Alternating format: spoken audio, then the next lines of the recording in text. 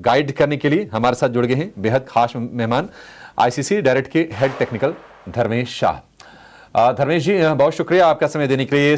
धर्मेश जी, कैसा लग रहा है बाजार आपको, और निफ्टी में यहां से आप किस तरह के मूव देख रहे हैं? 26,325 आने के बाद एक साइकोलॉजिकल लेवल हमने अचीव कर लिया, लेकिन ये प्रश्न पूछे जा रहे हैं कि ब्रॉड बेस्ड जो बाइंग है बाजार में ये कब लौटेगी, यानी कि स्मॉल कैप मिड कैप कब चलेगी, और फिर एक सस्टेन्ड मूव कब आएगा बाजार में? आपकी राय सर मार्केट को लेकर क्या होगी? So good morning Abhishek ji, and thank you for inviting me on your show for the market outlook 2026 के लिए। yes, कहीं ना कहीं अगर आप देखेंगे लास्ट 2025 कहीं ना कहीं it was a more of a roller coaster year for the market. कहीं ना कहीं हमने काफी नेगेटिव न्यूज देखी, जगह से जियोपॉलिटिकल हो गया, tension, trade tariff war, currency, but after all this volatility के बावजूद भी हमने कहीं ना कहीं 25,000 का जो मेजर लेवल था वो होल्ड किया, और कहीं ना कहीं मार्केट कहीं ना कहीं बाउंस बैक करके नए हाई के आसपास आ गया है, मतलब almost near new high. Going forward, looking at the historical data, अगर आप देखेंगे हमारी जो रिपोर्ट में भी हमने बताया कि जो अभी जो फॉर्मेशन हो रहा है टेक्निकली 2025 2024 का, कहीं ना कहीं cup and handle type formation हो रहा है निफ्टी में, और ऐसा 3 बार पहले भी हुआ है, 1999, 2003 एंड 2009 एंड 2014-15। और जब जब cup and handle breakout Nifty पे मंथली चार्ट पे जब भी हुआ है, तभी मार्केट ने मिनिमम 40% रिटर्न दिया है फ्रॉम द बॉटम। इस बार भी हम वही technical pattern, same pattern follow कर रहे हैं। बॉटम ऑफ 21,700 में अगर पकड़ता हूं तो कहीं ना कहीं 40% के हिसाब से अगर एवरेज जो रिटर्न आता है वो कहीं ना कहीं आता है 30,000 के आसपास। तो हमें लग रहा है कि Nifty 30,000 is likely target for the year 2026। Apart from that, अगर देखेंगे bull market corrections inside the structural bull market correction part and partials होते हैं, वो करेक्शंस भी अगर आप देखेंगे 15-17% से ज्यादा नहीं रहा है, एक्सेप्ट 2008 एंड 2020।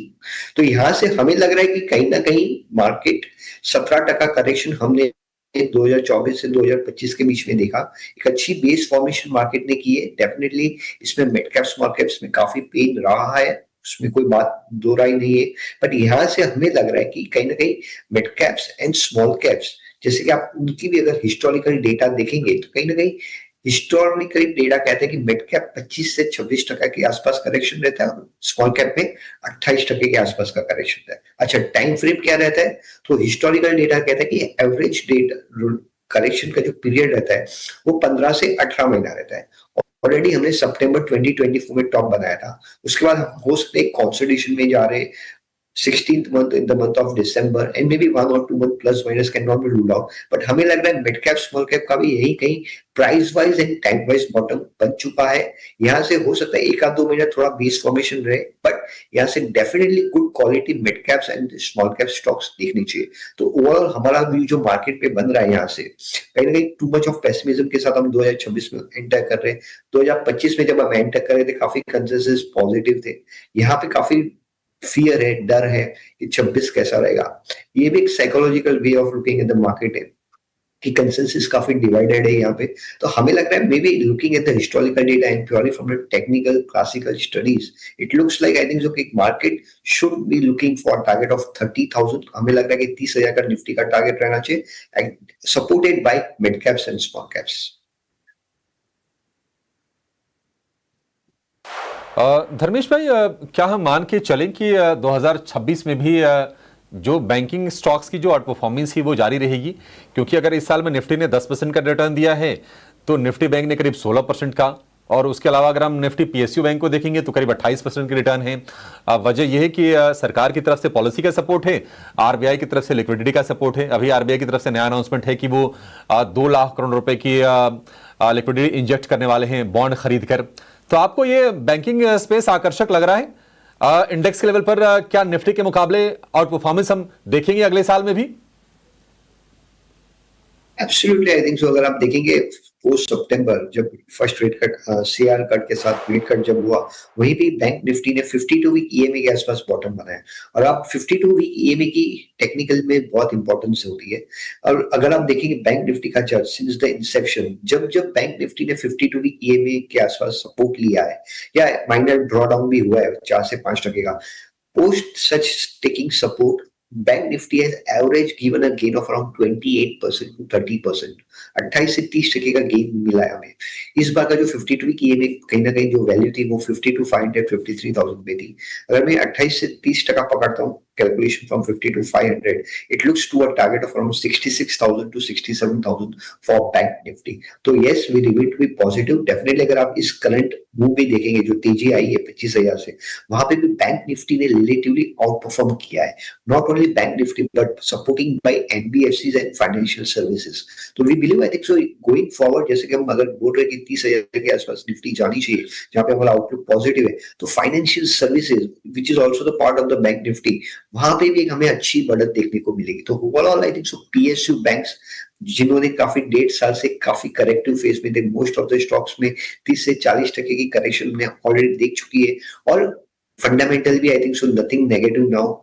लुक्स लाइक कि कहीं ना कहीं नीम का जो प्रेशर था वो भी कहीं ना कहीं कमिंग क्वार्टर्स में हो जाएगा। तो कहीं ना कहीं पॉजिटिव दिख रहा है, यहाँ से नेगेटिव सरप्राइजेस कम दिख रही है बैंक निफ्टी में भी।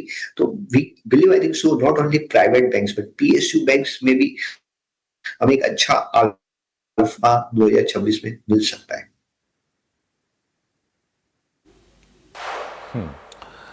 धर्मेश भाई, अगर मैं सेक्टर आपसे पूछूं कि कौन से सेक्टर्स आपको बहुत अच्छे लग रहे हैं, कहां पर मॉडरेट रिटर्न रहेंगे, और कहां से अगर दूर रहें या फिर एग्जिट ले लें तो बेहतर होगा।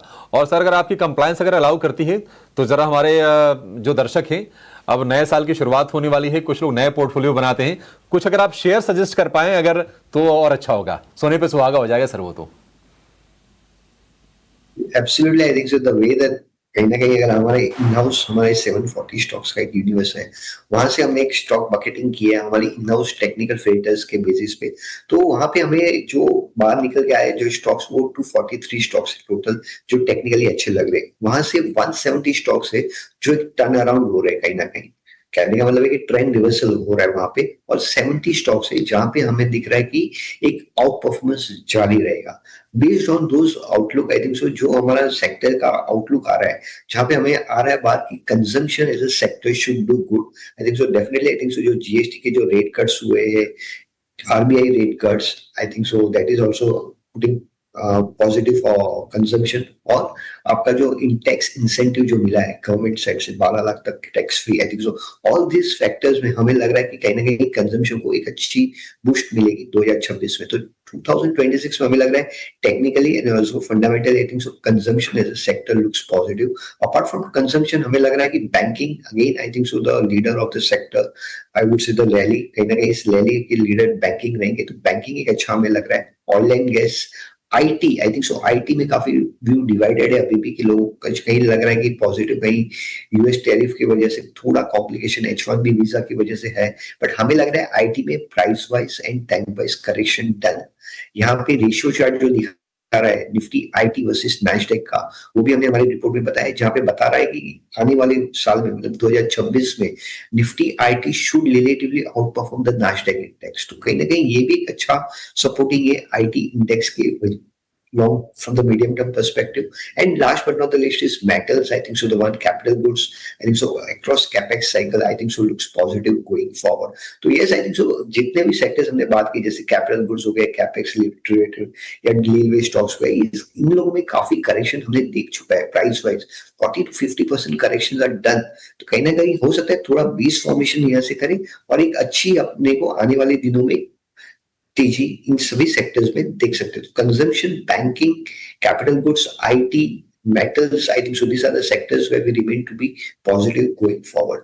Apart from that, जैसे हमने आपने टॉप पिक्स की बात की, तो टॉप पिक्स में डेफिनेटली हमारी जो टॉप पिक्स है, जहाँ पे लार्ज कैप्स में हमें बजाज फिनसर्व है जो काफी बढ़िया लग रहा है। यहाँ से 3 साल के अंडर परफॉर्मेंस के बाद एक अच्छा हमने ब्रेकआउट की तैयारी में बजाज फिनसर्व है। तो यहाँ पे हमें लग रहा है कि 2400 के टारगेट के साथ बजाज फिनसर्व देखना चाहिए। Apart from Bajaj Finserv, Indian Oil Corporation IOC again a biggest beneficiaries of the fall in the crude oil prices, और यहाँ पे भी ये refining margin expected to be better going forward. तो IOC में भी मल्टी ईयर ब्रेकआउट के बाद retesting of those previous breakout level looks to be more positive going forward. तो यहाँ पे 192 के टारगेट के साथ आप IOC देख सकते हैं। Apart from that Pidilite, now again a part of a consumption, जैसे हमने कहा कि कंजम्पशन यहाँ से काफी अच्छा लग रहा है। आई थिंक सो पीडीलाइट का जो है वो कहीं ना कहीं होम बेकिंग में है, डॉक्टर फिक्सिट या फेविकॉल, आई थिंक सो गुड ब्रांड, कहीं ना कहीं वाटर प्रूफिंग से लेके हर एक में demand expected to be better going forward. तो यहाँ पे पीडीलाइट में भी वही है कि 3 years of underperformance, I would not say underperformance, but more for consolidation था पीडीलाइट में। तो पीडीलाइट भी एक अच्छा मूव यहाँ से दे सकता है। हमें लग रहा है कि यहाँ से 1720 के आसपास का टारगेट पीडीलाइट है।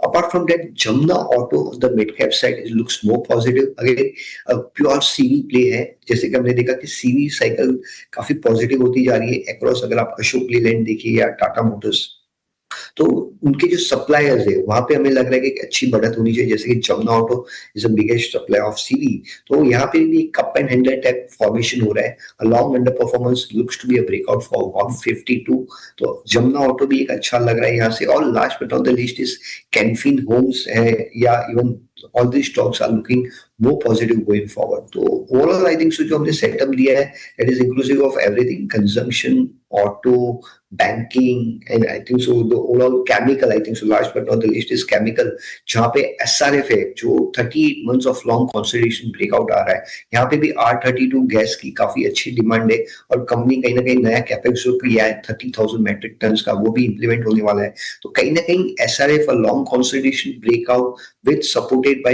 100-week EMA looks for target of 3480. तो ये है हमारी top picks, I think so chemicals, consumptions, banking, housing finance companies and auto ancillaries remain to be on the positive side. Sir super. तो ये 6-7 सेगमेंट है और हर segment से आपको एक एक शेयर मिल गए।